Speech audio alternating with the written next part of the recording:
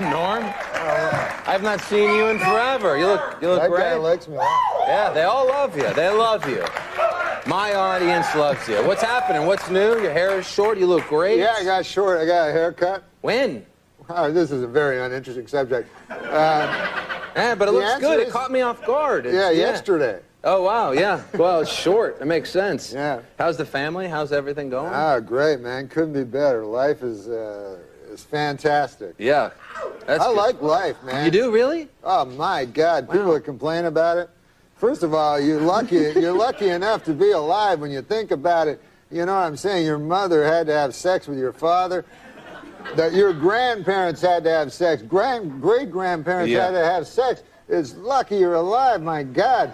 It's amazing. And I'm so happy every day that I'm alive because it's just a fluke. There's so many more people that never got to be alive. You know? And, that's an interesting point. I guess you're right. If you do the math. So when people carp about it, I'm like, man, it's the greatest gig in the world, being alive. You get to eat at Denny's, wear a hat, whatever you want. Yeah. Get haircuts. It is. Well, good. I'm glad life is going well. I know you're a big fan. You competed in the World Series of Poker in the celebrity event? No, in the real. In the real deal, right? Real deal, yeah. How was that? Well, it was sort of a nightmare. I was halfway through the first day. I was the massive chip leader. Right. And then which means you were doing great. Yeah, I was first place, 8,800 people, and then I threw it all away. You say that like it still tortures you to this day. Yeah, What happened? Was it all in one hand? Did you just go all in with something that you shouldn't have? Was it your bluffing? No, I was just, I had pocket aces, and the guy had jack queen. He beat me. But so be it. I was going for there's two ways of playing it, right? You can go to trickle into the money, or you can go for first place, so I was going for first place. Yeah. You like to play poker, though, right? I like it okay, yeah. Yeah, all right. I got a little addicted to it on the internet. I was playing like 6 games at once for 7-8 hours a day. You know? Yeah. All right, so you like it a little bit. Yeah. I saw the poker area at one of the casinos in Vegas, and it's very bright, it's very sterile. You can't, like, swear, you can't smoke. And I'm thinking, well, there's no way Norm could really be into this poker thing, because those are two of your favorite things to do. I got a lot of penalties at the World Series for smoking. Oh, you can and you for smoke? Swearing, because, like, you know, your aces get cracked and you go, and, you know, and then it's like, it's a 20-minute penalty for each word, so I'm like out for an hour and a half, you know. But they let you back in. Yeah. They let you in after an hour and a half. What if you're swearing while smoking 10 cigarettes at once? It's so insane that you can't swear and smoke because everybody there is a degenerate gambler that smokes and swears. Right, yeah, it's a weird rule that they have there. It's very strange. I played the celebrity poker. That was the hardest of all. Why? Well, you go on the TV, and poker's not that hard, but identifying these other celebrities is almost impossible. Because... Yeah.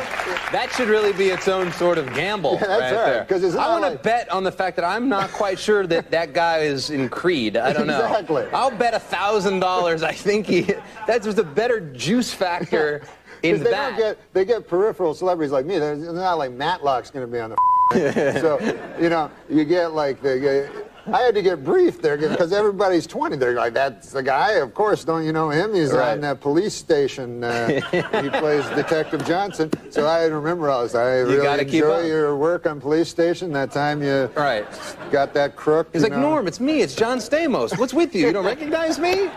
No, John Stamos is a great man. He's a good guy. Yeah. You know John Stamos. Sure, I know him. I know him all right. Yeah, that guy gets the ladies. He does, yeah. Some guys get the ladies. I'm telling you, man. And it's you ever know these guys, maybe in high school or something, or college, you couldn't figure out why they did it, but they could get the ladies. You know, maybe they weren't the handsomest guy, but somehow, like I had a guy, a friend of mine, Bill, this guy, he could get I'm not exaggerating when I say this. Every night he would have a different lady, and they'd be beautiful. And finally I asked the guy, I said, what's your secret, you know? He said, I'm a serial rapist. Right.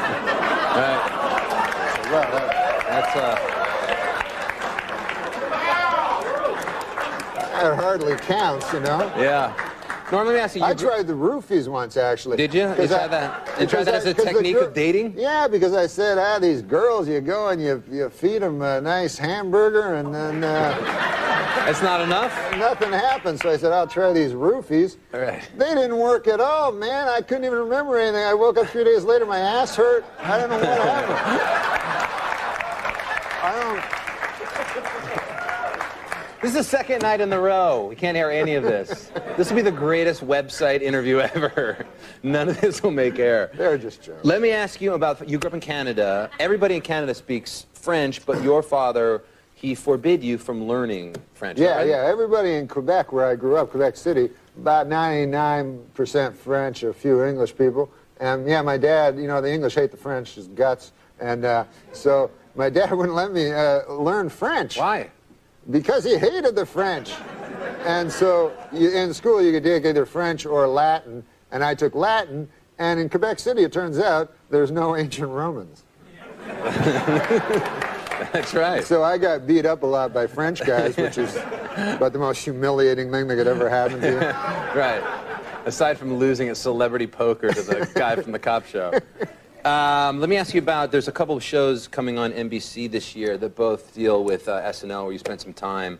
One of them is a drama, one of them is a comedy. Do you plan on watching Studio 60 or 30 Rock? Are you excited about these shows? It seems odd that there's two shows that are backstage of the same show, Saturday Night Live, right? And I don't even know if anybody watches Saturday Night Live, let alone backstage of Saturday. I know they weren't watching when I was on it. I thought you were great on Saturday Night Live. What's What do you that? mean? Do you watch it now? Oh, I thought it was great on Saturday Night Live, too. Do you ever go back? Do you ever go back to the SNL stage? Yeah, I love it, you know, because ever since I was a kid, I watched Saturday Night Live, and I always loved it, you know, and I still love it. I always go, every time I'm in New York, I go and see the guys and stuff. Yeah, it's fun to go back there, right? Oh, yeah. You were there. Yeah, I was there. Sure. You'd always hang out. I there. know what's going on. This is the comedy CD that Norm put out, and it's great, but it's different than what I thought when I first put it in. I thought it was going to be sort of a traditional comedy CD, but I actually enjoy this much better. Oh, you mean like stand? They wanted me to do stand-up. Yeah, like it's not stand-up. Yeah, I didn't want to do stand-up because when I was a kid, like I listened to Cheech and Chong and Monty Python, and it'd be cool because I'd like, you know, my parents didn't know, and it was dirty and stuff like that, and stuff like that. So I always wanted to do an album like that, you know, that it's not for kids. They're like sketches, but they're much, much dirtier. Yeah, they're really filthy, and this album is not for kids, but it's for kids. Yeah, but if you're a kid, go get it. It seems like when you listen to this, and it's cool because it takes you back to like how people probably listened to radio in the 50s or whatever. It's very sort of theatrical, and it's very funny and dirty. It's the theater of the mind. It is, it is. Like when I'm an older fella, you know, I'm in my late 60s. Now, when I was young, things were different, Carson, you know, like pot was something that, you know, you cook your eggs in. You know what I'm saying? Right, yeah, it wasn't. Hash was something that you'd eat with your eggs. You know, they put some hash on the side. You know what I'm saying? Acid, you know, was something that you'd, you know, throw in a guy's face if he made a pass at your wife. You know what I mean? It's all different. It's all different. When did you grow up? In the 40s? Yeah, I'm an old 68. Ecstasy. You know? What was ecstasy? Ecstasy was that feeling that surged through your body when you threw a bunch of acid in a guy's face. It's all... It's changed. And what I like about this album, like you said... The hidden track. Yeah, it's the hidden track, and then they didn't... Why did you put it as track 13, yet it says hidden track? They told me they'd hide it. It says hidden track. I know, then they put it in. But... That's ridiculous. But the theater of the mind, what I was going to say about it is, what is so great, when I was a kid, we had no TV. We had no TV. We had the radio. Sure. And you see, you had to use your mind. Right. You had to use your imagination. And my dad would collect the kids around, and we'd listen to the radio, and we had to use our mind, especially with the hardcore pornography. What show was that? What show is it? Yeah, what show was the name of the show? Yeah, that the family was huddled around in the 30s when you were growing up. I think it was... The porn was being read. I can't remember. And you had to imagine it all. The name of the show? Yeah. Amos and Andy. Yeah,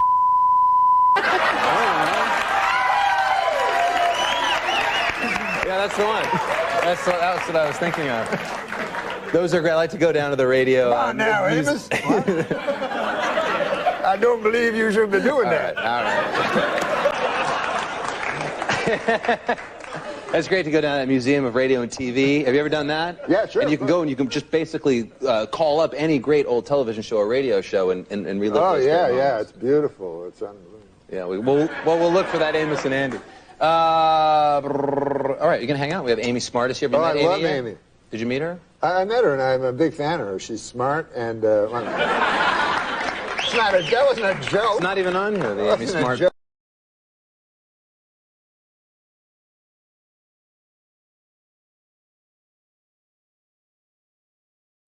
Feelings flowing up and down, picking up the pieces that you left behind, hitting a new type of flow, breathing in the smoke and clearing up my mind. The thoughts of you, I never knew what the hell you got me into. What the fuck do you mean? We had our first night at Seaside Heights last night. Yeah, that was great. Drinking that beer. Yeah. Oh my God. Norm and I got to go out last night. Yeah. There's a place called the, what's the name of that? Yakety Yak Cafe? Yakety You guys Yak. know that place here? That was It's fun. like a nightclub for senior citizens. Really, seriously. They'd play like Islands in the Stream. Remember that when that came on? That was crazy. You had a lot of the ladies last night. Oh, let me tell you, man. I told you that one was a dude. I told you, man. I warned you. I know. I was a little upset we're having the barbecue today after that experience, too. But how about when the girl you were talking to, when her teeth came out? It was crazy, seriously. Yeah, I wasn't talking to her during that point. Right. I remember when you tried to put them in, back in her. It got ugly.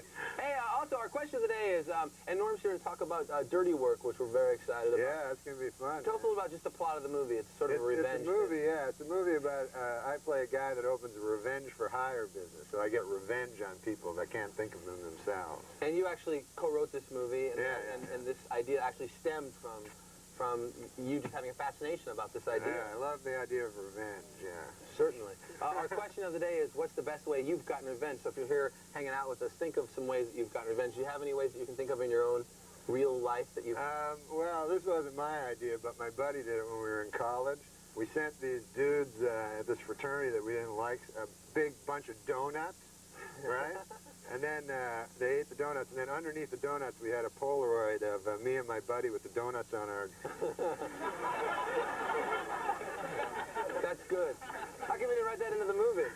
We did. They wouldn't let us do it. All right, you know, we're gonna show you a video right now. It's actually a breakthrough video from Madonna. Part of this was shot in our New York studio in Times Square. You can check it out. Here is Jonas Ackerlund directed this video, who did Smack My Bitch Up from Prodigy. If you haven't seen it, it moves rather fast. Check out Madonna right now. Here's Ray LA.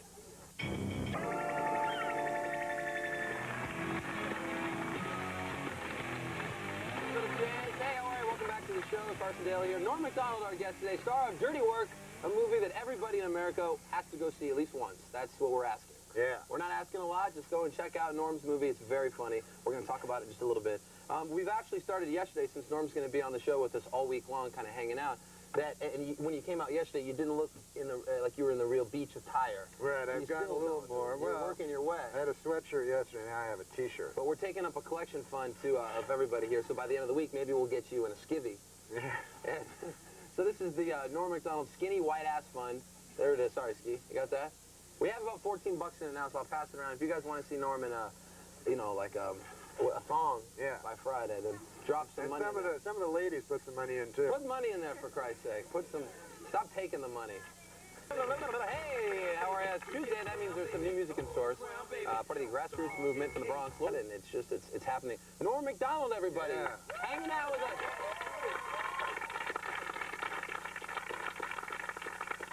Have they ever raised the roof for you? Have you had that experience out yet? In a while. That's pretty cool. I love that band better than Ezra, by the way. Do you really? But you know what band I don't like? Which one don't you like, Norm? Ezra. They're not as good.